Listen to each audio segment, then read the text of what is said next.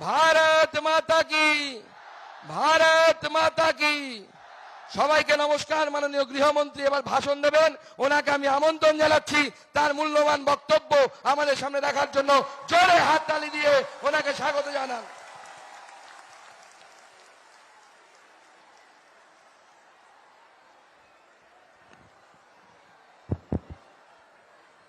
मेरे साथ बोलिए, भारत माता की। क्यों भाई, बालूरघाट वालों की आवाज को क्या हो गया है? मोदी जी को फिर से प्रधानमंत्री बनाना है या नहीं बनाना है? बंगाल में 30 सीटें पार करनी है या नहीं करनी है?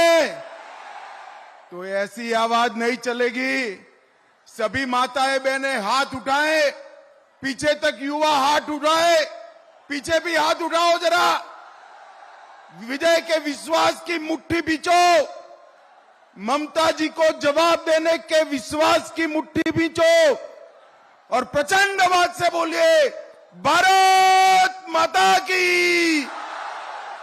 भारत माता की। मंच पर उपस्थित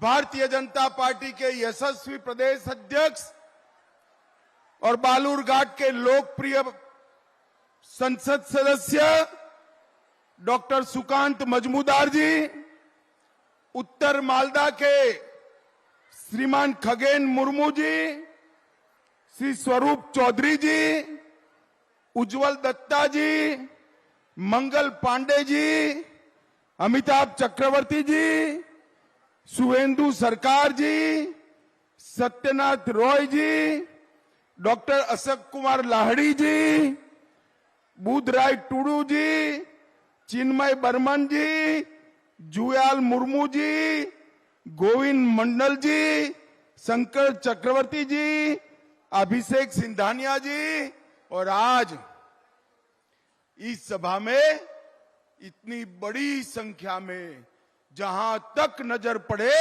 लोग ही लोग दिखाई पड़ते हैं। इतनी बड़ी संख्या में आए हुए प्यारे भाइयों बहनों माताओं और मेरे जिगर के टुकड़े जैसे युवा मित्रों, आप सभी को नमस्कार।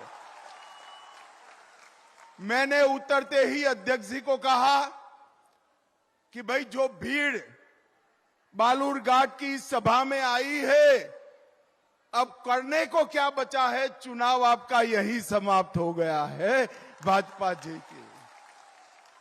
भाई और बहनों, जब मैं यहां आया हूं तब बोल्ला काली मंदिर, देवी बुरा काली, नरवरिया शिव मंदिर और देवी दुर्गा को चरणों में प्रणाम कर कर मेरी बात की शुरुआत करना चाहता हूं।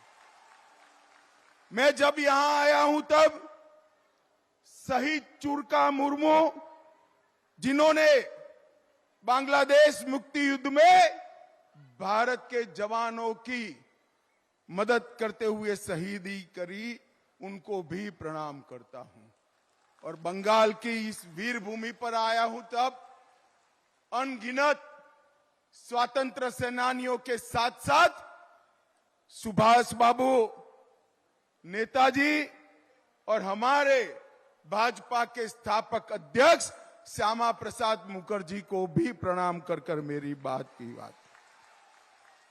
ये बालूरघाट में अभी बरसी स्नान चल रहा है ना भाई? चल रहा है नहीं चल रहा है? स्नान कर कर शिव जी की पूजा करते हो ना, मगर याद रखना, स्नान कर कर शिव जी की पूजा कर कर 19 तारीख को कमल के निशान पर बड़े जुनून के साथ बटन दबाना है। दबाएंगे क्या? दबाएंगे। ये पूरे क्षेत्र के अंदर जो दारुण गरीबी फैली है, इसके लिए अगर कोई जिम्मेदारी है तो केवल और केवल कम्युनिस्ट और तृणमूल कांग्रेस है। आप मालूम पड़ गए, यहां का दही, तांत की साड़ी, और मुखड़ा शिल्प, तीनों को अगर विश्व प्रसिद्ध करना है तो यहां बंगाल में भी भाजपा सरकार बनानी है और मोदी जी को भी लाना है। भाई और बहनों, 2014 में हम आए थे, बंगाल की जनता ने सिर्फ 2 सीटें दी थी। फिर 19 में आए, आपने 18 सीटें दी। 19 में आपने 18 दी तो मोदी जी 300 से ज्यादा सीट से प्रधानमंत्री बने। अब 2024 में 18 से बढ़ाकर 30 करनी है और 370 पार करना है। मुझे बताओ, हो जाएगा ना? पक्का हो जाएगा? भाई और बहनों, हमारे सोनार बांग्ला को ममता दीदी ने बम धमाकों से गूंजता कर दिया है। सोनार बांग्ला को कट मनी से परेशान किया है, भ्रष्टाचार से परेशान किया है। और सशक्त भारत अगर बनाना है तो सशक्त बंगला बनाना पड़ेगा, सशक्त बंगाल बनाना पड़ेगा। भाई और बहनों, बेलूर घाट के भाई बताए मुझे, जहां तक घुसपैठ चालू है, बंगाल सशक्त हो सकता है क्या? जोर से बोलो, हो सकता है क्या? घुसपैठ बंद करनी चाहिए या नहीं करनी चाहिए? जोर से बोलो, करनी चाहिए या नहीं करनी चाहिए? क्या ममता दीदी घुसपैठ बंद करेगी क्या? करेगी क्या? वो घुसपैठ बंद नहीं करेगी, क्योंकि वो घुसपैठ यही तो उनकी वोट बैंक है या नहीं है? तो घुसपैठ बंद कर सकते हैं नरेंद्र मोदी, और बंगाल में भारतीय जनता पार्टी की सरकार कर सकती है। भाई और बहनों, आसाम की समस्या घुसपैठ की ऐसे ही थी। आसाम की जनता ने निर्णय किया, भाजपा की सरकार बनाई, और अब आसाम बॉर्डर से एक भी व्यक्ति घुसपैठ नहीं कर सकता। घुसपैठ को हमने बंद कर दिया है। और मैं आपको मोदी गारंटी कहने आया हूं, 30 सीटें पार करा दो, बंगाल में भाजपा सरकार बना दो, परिंदा भी पैर नहीं मारेगा, किसी को घुसपैठ हम नहीं करने देंगे।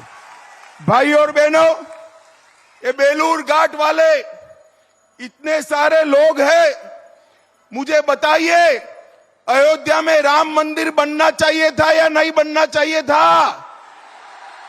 अरे जोर से बोलो, बनना चाहिए था या नहीं बनना चाहिए था? ये ममता दीदी, ये कांग्रेस पार्टी, ये कम्युनिस्ट, ये सभी इकट्ठा मिलकर 70 साल से राम मंदिर को अटका रहे थे, भटका रहे थे, लटका रहे थे। 17 तारीख को रामनवमी है, रामलल्ला का बर्थडे है, और मोदी जी ने 5 ही साल में केस का चुकादा भी आ गया, भूमि पूजन भी हो गया, और 22 जनवरी को भव्य राम मंदिर का निर्माण भी हो गया। 500 साल के बाद रामलल्ला अपने भव्य घर के अंदर अपना बर्थडे मनाएंगे, रामनवमी बनाएंगे।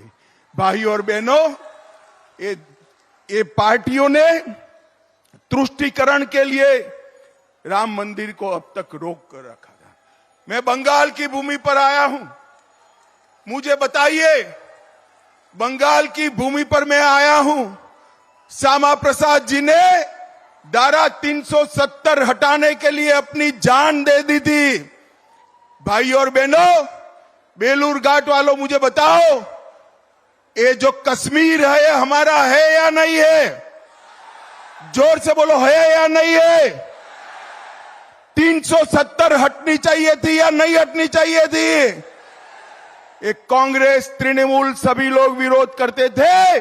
मोदी जी ने 5 अगस्त 2019 को 370 को समाप्त कर कश्मीर को हमेशा के लिए भारत का बना दिया। भाई और बहनों, ये तुष्टीकरण के कारण इन लोगों ने 370 को संभाल कर रखा था। मोदी जी ने उसको उखाड़ कर फेंक दिया।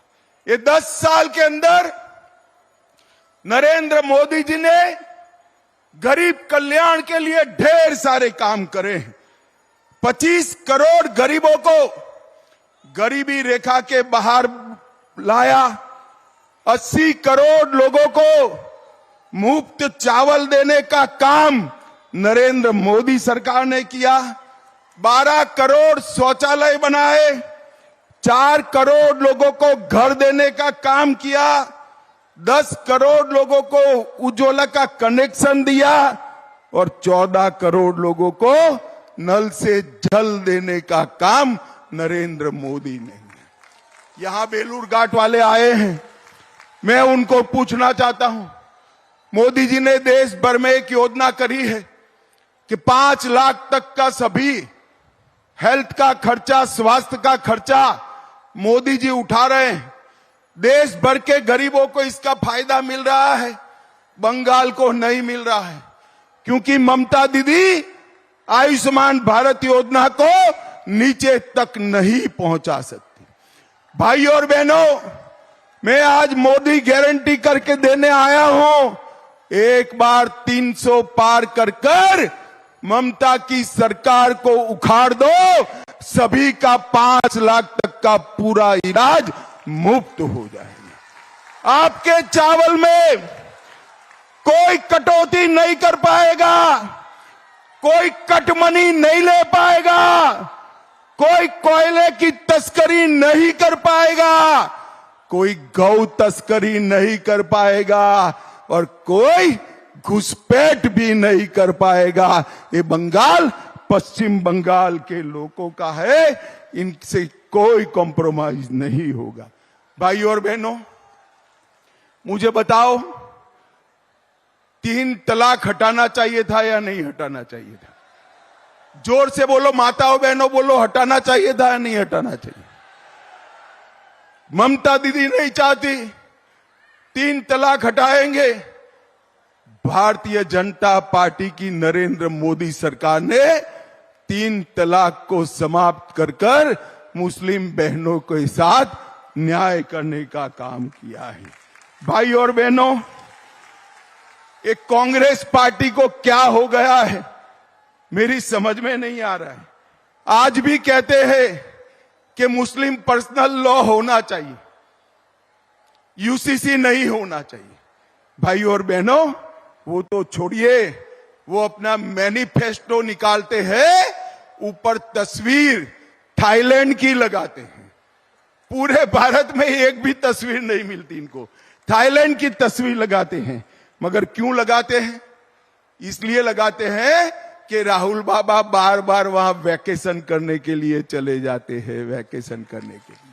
भाई और बहनों, ये पार्टियों का हमारे साथ, देश के साथ, देश के गरीबों के साथ, देश की जनता के साथ कोई सरोकार नहीं। और मैं आज बंगाल में चुनाव की घोषणा के बाद पहली बार आया हूं। मैं बंगाल की जनता को हाथ जोड़कर विनती करने आया हूं। हमने एक कानून पारित किया है सीए का।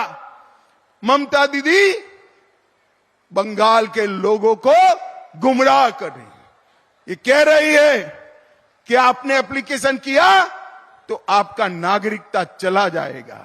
अरे नागरिकता है ही नहीं ममता दीदी, आपको क्या मालूम है?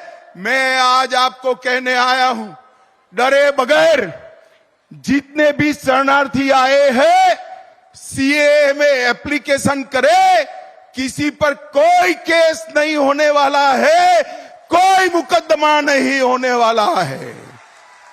ये मोदी सरकार का कानून है, इसमें कोई परिवर्तन नहीं कर सकता। और ममता दीदी, आपको जितना विरोध करना हो करो। हम जितने भी हिंदू, बौद्ध, सिख शरणार्थी आए हैं उनको नागरिकता देंगे, ये हमारा वादा है। मैं ममता दीदी को पूछना चाहता हूं, जो बंगाल से हिंदू, सिख, बौद्ध शरणार्थी आए हैं, उनको नागरिकता मिलती है, आपको क्या तकलीफ हो रही? एक और घुसपैठियों को लाल जाजम बिठाकर स्वागत करती हो, रोहिंग्या का स्वागत करती हो, और दूसरी ओर जो हिंदू बौद्ध सिख शरणार्थी आए हैं उनको गुमराह कर रही हो। दीदी, आपकी दाल नहीं गलने वाली है। मोदी जी ने रूल्स नोटिफाई कर दिए हैं, बंगाल के सारे शरणार्थी भय मुक्त होकर अप्लाई करे। आपका इस देश पर इतना ही अधिकार है जितना मेरा है, आपका अधिकार इतना ही। सभी लोगों ने अप्लाई करना चाहिए। भाई और बहनों, तुष्टीकरण की सीमा करने वाली ये पार्टी कुछ नहीं कर सकती। अभी मैं आज आपको बताने आया हूं, एक बम ब्लास्ट हुआ था 22 में भूपति नगर में, 3 लोग मारे गए। मुझे बताओ भाई, बम ब्लास्ट करने वालों को मजबूती से जेल की सलाखों के पीछे डालना चाहिए या नहीं डालना चाहिए? जरा जोर से बताओ, डालना चाहिए या नहीं डालना चाहिए? इसकी जांच हाई कोर्ट ने एनआईए को दी और ममता दीदी एनआईए पर केस रजिस्टर कर बम ब्लास्ट करने वालों को बचाना चाहती है। ममता दीदी, शर्म करो। आप बम ब्लास्ट के आरोपियों को बचाना चाहती हो। आप चिंता मत करिए बंगाल वालों, हाई कोर्ट ने एनआईए को जांच दी है, सबको उल्टा लटका कर सीधा कर दिया जाएगा। आप चिंता मत करिए। ये बंगाल में एक जमाने में रविंद्र संगीत गूंजा करता था, अब बंगाल में बम धमाकों की गूंज गूंजाई देती है। बंगाल में एक भी इंडस्ट्री नहीं आती, विकास नहीं होता है। पूरा देश विकसित रास्ते पर आगे बढ़ गया, हमारा बंगाल पिछड़ता जा रहा है। समय आ गया है ये टीएमसी के कटमनी वालों को जगह दिखाने का। ये चुनाव है जो मोदी जी का चुनाव है। मोदी जी को तीसरी बार प्रधानमंत्री बनाने का चुनाव है। और मित्रों, मैं अंत में इतना कहना चाहता हूं, ममता दीदी, आप तो महिला मुख्यमंत्री हो।